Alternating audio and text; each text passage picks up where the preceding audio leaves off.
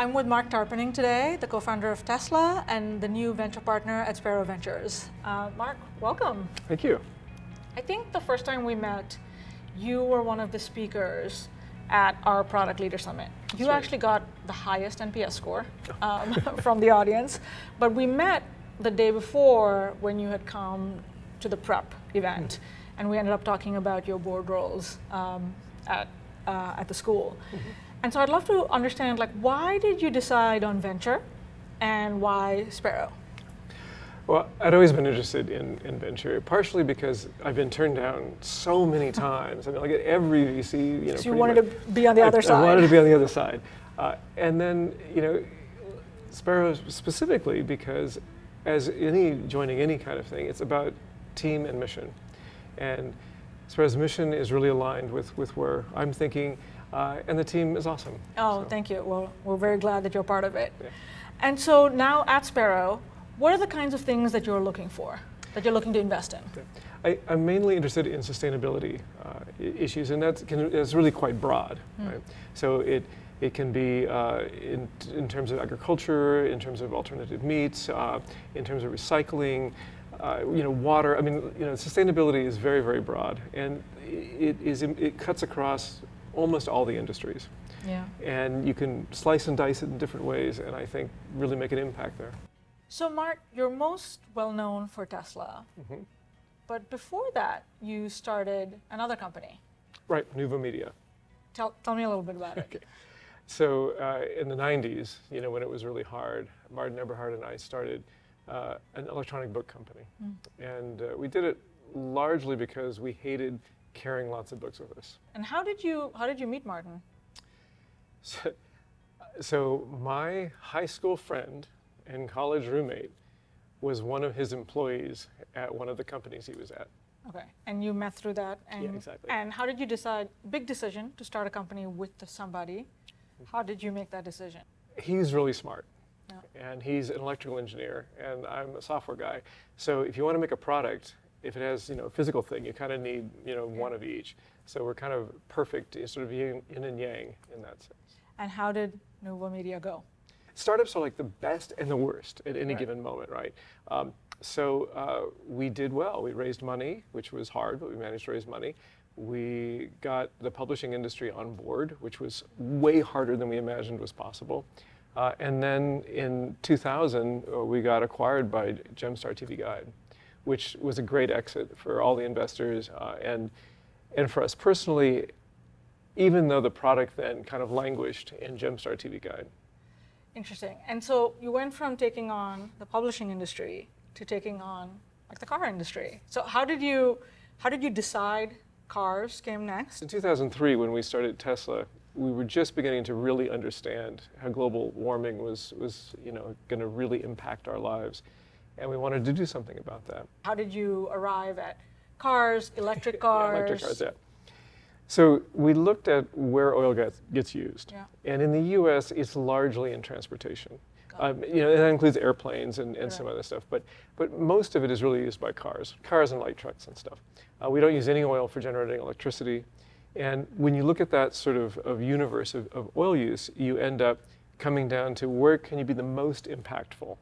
And it would have been bad if it had been airplanes, because that would have been super, super hard, or even trains, but it turns out it's really cars.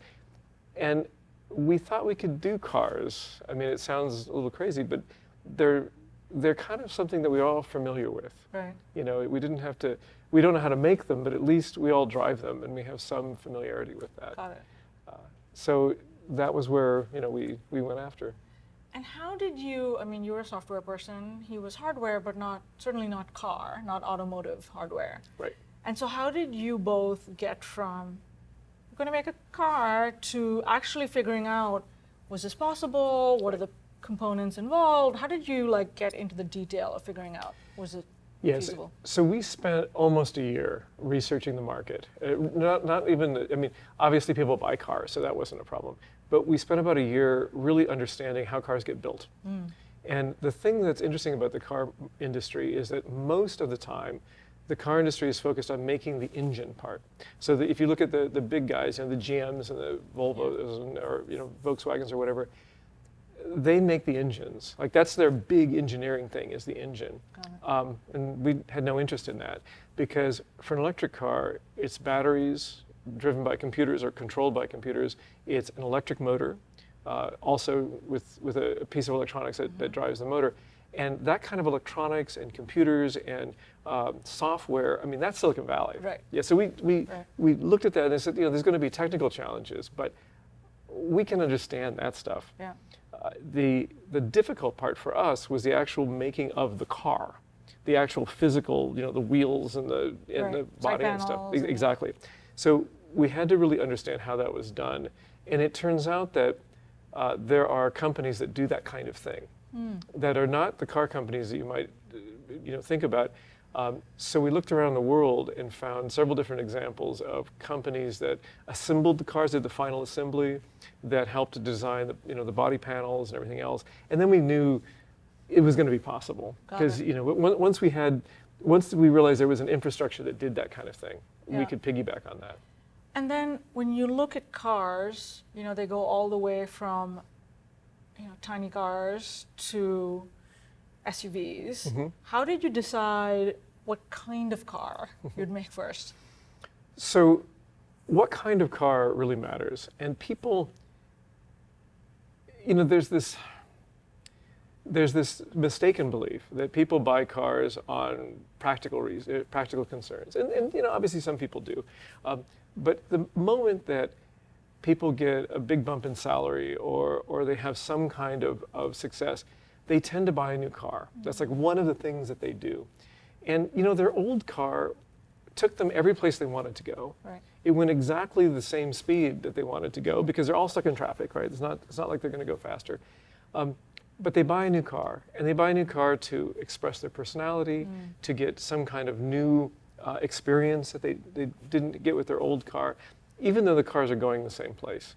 So the great thing about the car industry is it's really large, and it has everything from very small, sort of commuter cars to Ferraris and super high-end sports cars. And we were able to then look across that whole market and try to figure out where could we play in a way that made sense. So you wanted an emotional connection to the car. Right. And so... Because people always, whether they say it or not, they buy it on emotion. Right. And so you ended up with a... with a high-end sports car. Okay. And that was partially because we wanted to change the image of what electric cars were. So at that time, electric cars were golf carts, basically. Right. They could barely move, they were terrible, they had short range. But we knew from the technology side that wasn't necessary at all. And when we look at what way could our product be better than everything else that's out on the market? Because just being, kind of is good, that's not good enough. If you're trying to compete in an existing market, you got to really excel in something. When we looked at what electric could do, the thing that electric could do is accelerate like crazy. It turns out that the way that the torque curve is on an electric motor is perfect if you want to make a sports car or something that goes really fast from 0 to 60 or 0 to 100 kilometers an hour.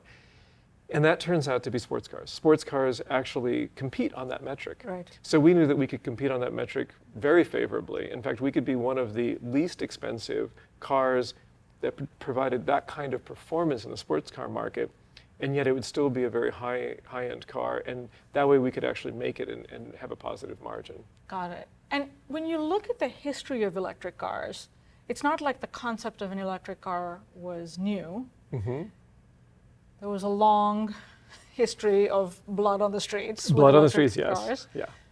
So that didn't deter you. What changed for you to say, this one's going to work?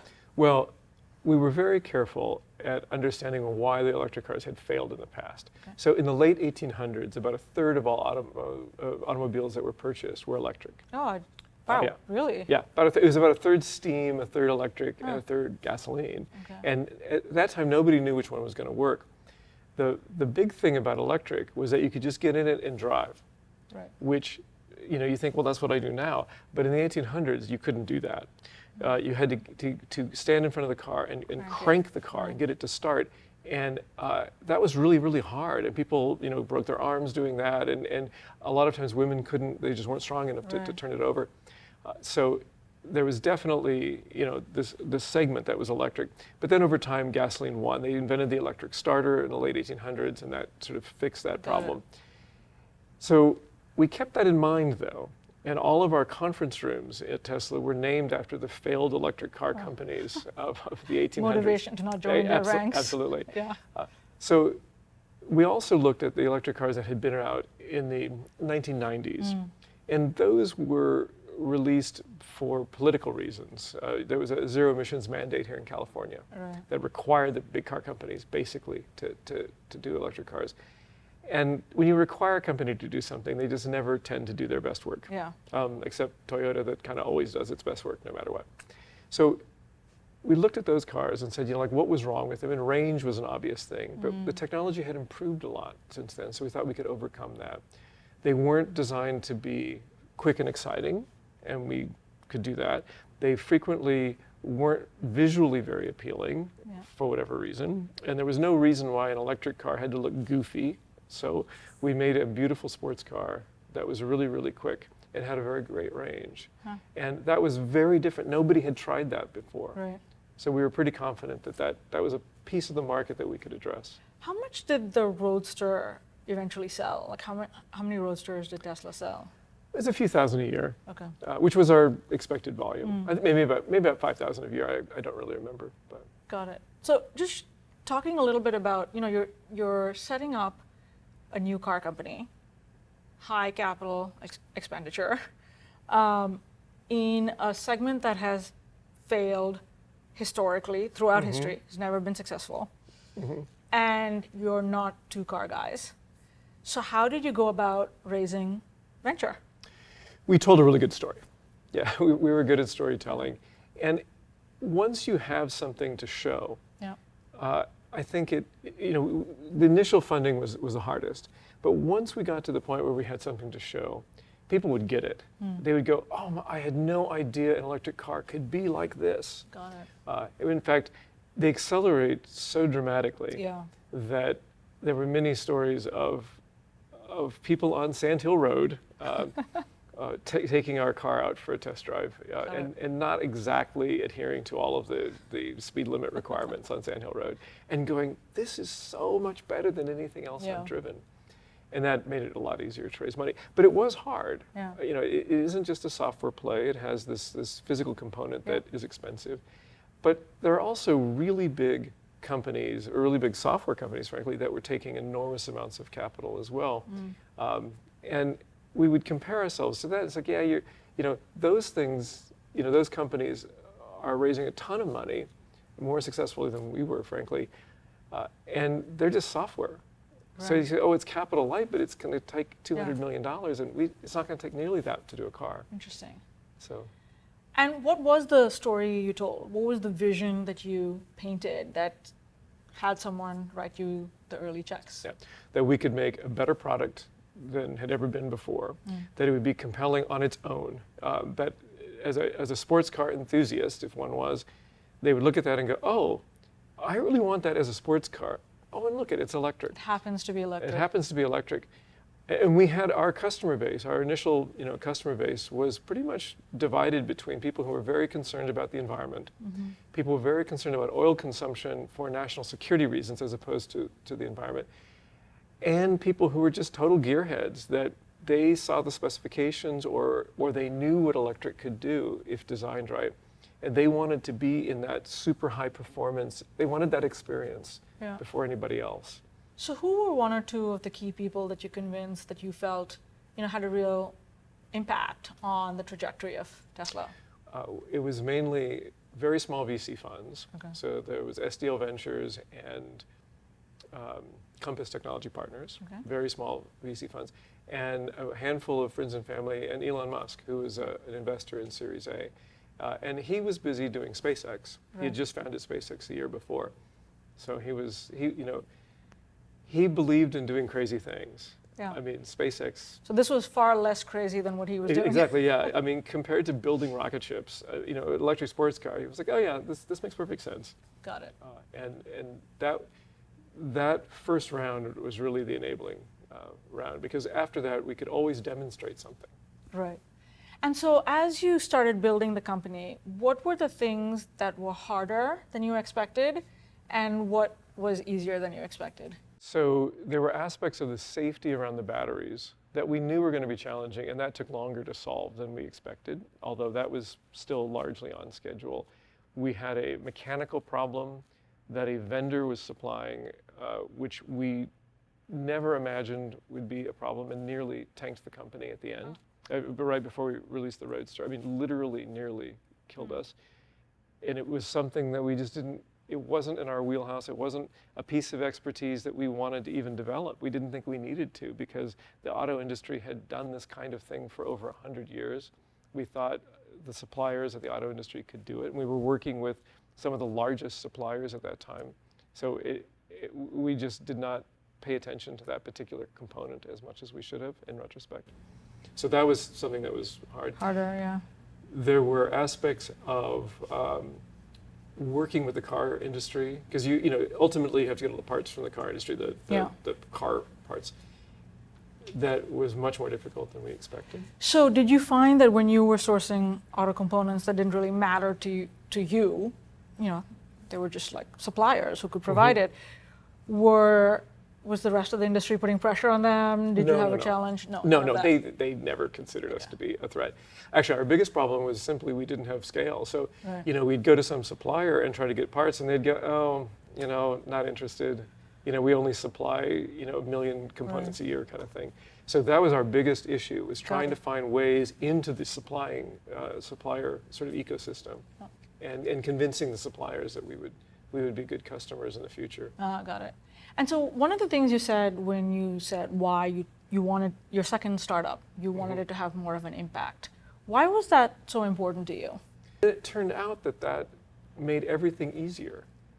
Having a mission that was a higher mission, if you will, made hiring easier. We had many people working for us that we could never have afforded. Right. They would see an ad, or they would hear about us and come and apply for a job, and we'd be like, well, awesome, but we can't afford you. Yeah. And they would go, oh no, you can't afford us because we believe in the mission. We want to be part of this. So that was incredibly. That must have felt great. Oh yeah, and it actually convinced us that we wouldn't do anything in the future that wasn't mission driven. After Tesla, what did you decide to do? I decided to take a step back and spend time with my kids. I'd been, very busy, at Tesla for 5 years, and my kids were small at the time. So I became the sort of full-time Uber driver of my kids, and it was a great experience, and it was wonderful to have done that.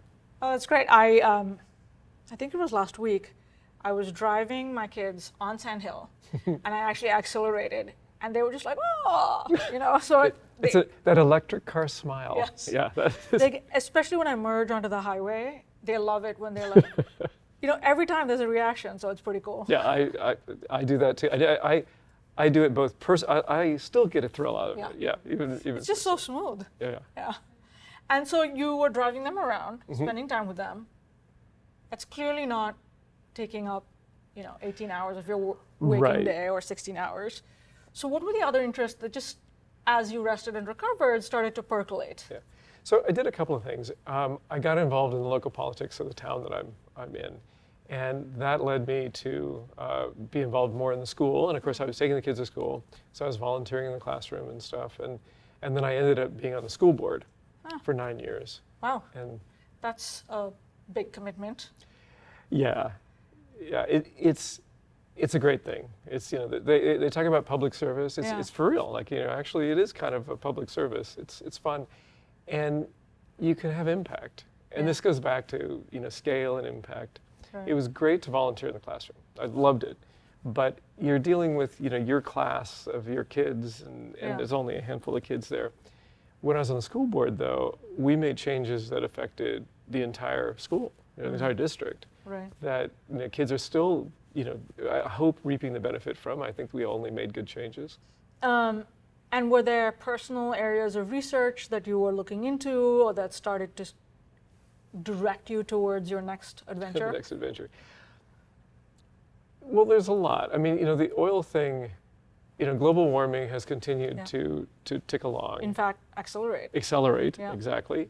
And we know a lot more now. So now we're like really, really sure, and we understand the drivers of it, and the implications of a lot of it. We don't understand all the implications yet, but we're really beginning to get that figured out. So we know that, we're going to have higher sea levels. Right. We are in the middle of a mass extinction. Yeah. This new age, the Anthropocene, is going to be delineated in the fossil record by an enormous decrease in the number of species. And these disasters happen from time to time in geologic time, but to be responsible for one is pretty weird. So tell me a little bit more about we're seeing the death of species. Talk a little more about that. So it's global, first off. And so people think, it's just about the rainforest being cut down. And that is, that's tragic, and that's or Madagascar. Or the bees. So locally, we have a lot of the European honeybee not extinctions, but they're having tremendous loss of bees, of the bee populations. Thank you. Why is a little unclear still, but it clearly has to do with things we've done to the environment. The native bee populations are also way down, and there's many, many species of bees, and they're all over the country, all over the world, and the native bee populations have also declined. Locally here in California, we have a great population of monarchs, or we had, and their population is down to, it's dropped from about maybe 5 million, 6 million, 20 years ago, down to 30,000 in this 30,000, wow. 30,000, it's, like 99% loss. Those are big numbers, and, you got to actually do something, I think, about that, because if, this generation will be remembered as the generation that kind of lost the biodiversity of the planet. And it's not entirely clear why. A lot of these things are maybe to shave a couple pennies off of some purchase at Target or whatever. Right. And how did you start focusing on insects or bugs? Well, I had always had interest in bugs. There's another kind of fun thing about insects if you're sort of an amateur scientist or want to have an impact, is that the land that an insect needs is really tiny. Right. So it isn't, like I'm trying, if you're working to conserve elephants, they need really, really large spaces that are far away. If you're looking at something like, a monarch butterfly, they need a few plants that can be grown in your yard. And you can actually have an impact on the population. Both locally, and of course they migrate, so it's actually a larger population change, just by changing the plant mix in your own yard. No matter how small your yard is, because you can even do it in planter boxes. And did you do that? Yeah, so when my wife and I moved into our current house 18 years ago, the previous owners had landscaped aggressively. Okay. So hardscaped? No, they just killed everything that moved. There was only 3 species of insects that I could find, and in the whole property. Like, I couldn't find anything else. I had little kids, and we'd go out looking for insects, and there would be nothing. I mean, like, weirdly nothing. And over the course of those years, and we made different plantings. We got rid of all of the herbicides and insecticides that they had been using.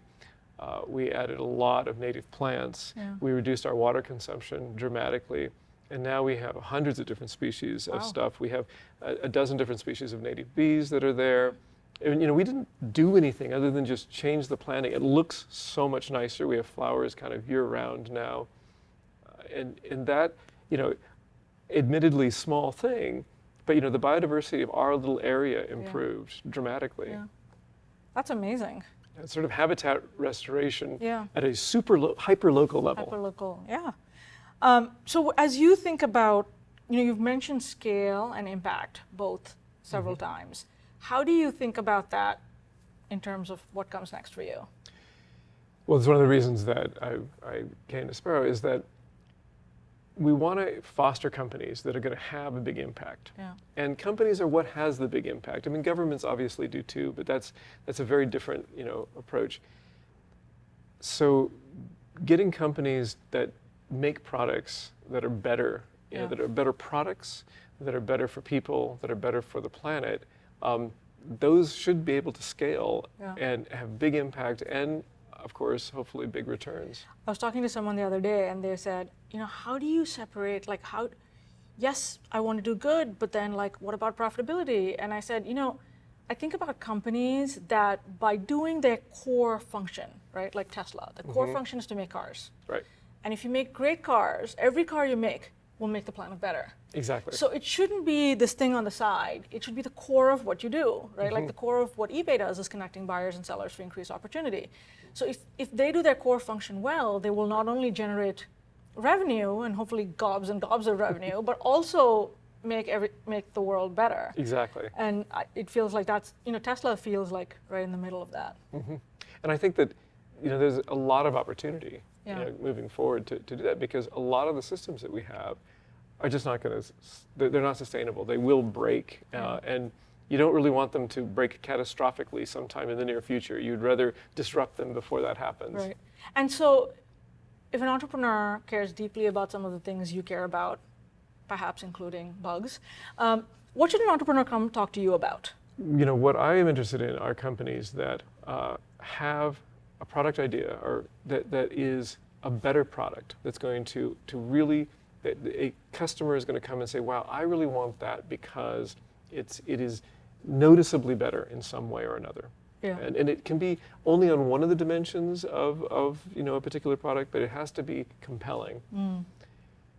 And of course, it has to be sustainable in some way.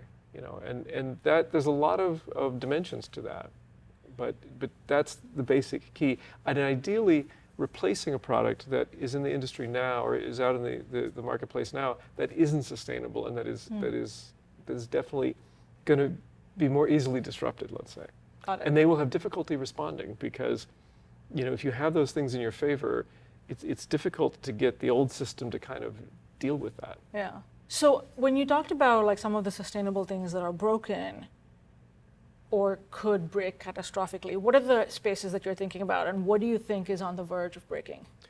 There's a bunch of different aspects of the food system that we have that are just not going to work. They clearly aren't going to scale to our additional population. They are not scalable in the sense that they're constrained by the resources that we have as a planet. Yeah. And those have to be reworked. And frankly, the food that a lot of the population, even in the United States, gets isn't particularly healthy for them. All of those things, I think, can be addressed, but it's going to take innovative companies to do that. Another thing that's super interesting is the reuse of products and sort of real recycling. Because a lot of recycling simply either downcycles, it becomes something else that's less valuable, and then after that, it's kind of impossible to do anything with and goes into the landfill. Almost all the plastics that we've ever made are still with us, and they never go away. Right. It's something like 4% of all the plastics that humans have created have ever either been recycled or been incinerated. It's incredibly small. Yeah.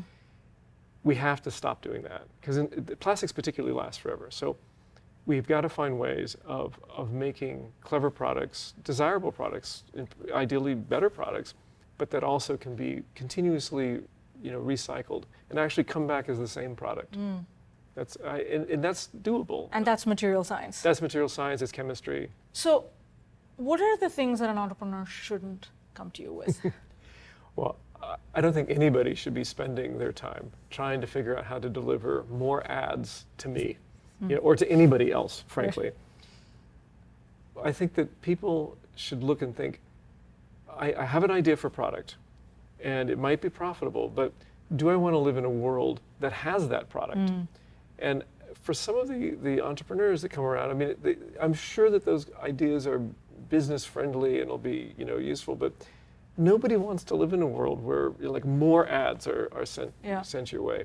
So I'm not interested in investing anything that creates a world that we don't want to live in. Yeah. And so how do you view the future? How do you see, what is the future that you envision? Right. So this next 50 years is going to be difficult, right? We have lots of challenges, resources, political, populations.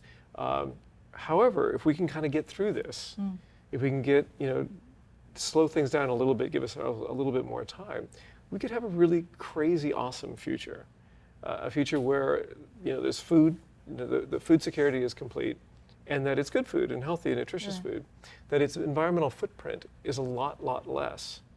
And most people don't realize, I mean, humans live on a very small percentage of the total land, but our environmental footprint is nearly everything. So we have this potential of rewilding areas that are currently used for other reasons. I mean, even in California, nearly 40% of the land is used for cows.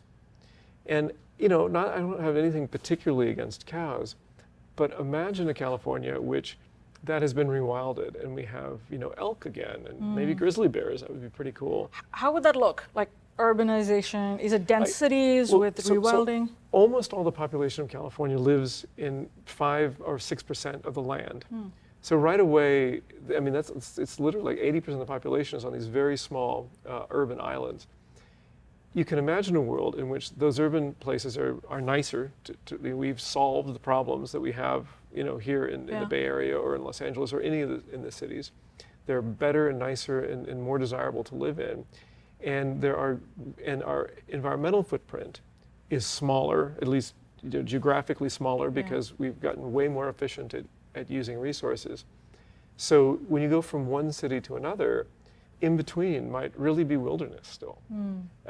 That would be amazing. It would be great to drive through that. Exactly, and or ride in a train through it, or whatever the mode of transportation would be. That's the kind of future that you sort of see in these futuristic science fiction renderings of the future. But I think that's possible. We can get there.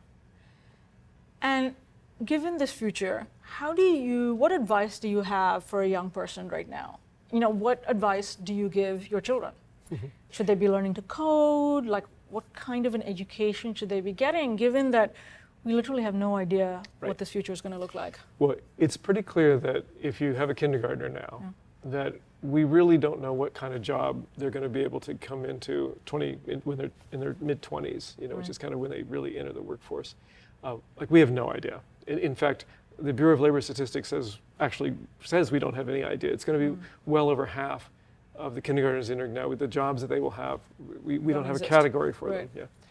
So what you want to do, at least in my opinion, is to make sure that kids grow up with a very flexible mindset, that they know how to learn, they know how to sort of hack their own learning, so they're very effective at it, that they can do interdisciplinary work, they can work together in teams, because the times of the sort of lone inventor, coming up with a single invention that sort of saves the world or whatever, that has passed. The problems that we face now are just more complicated, and they require lots of disciplines coming together to make it happen, and no single individual can do that. So you have to have teams, you have to work well as a team. You have to have that diversity of input from the team members to solve the big problems. So those are all things that's what I want my kids to be able to do. And whether, coding, I think coding is a useful tool.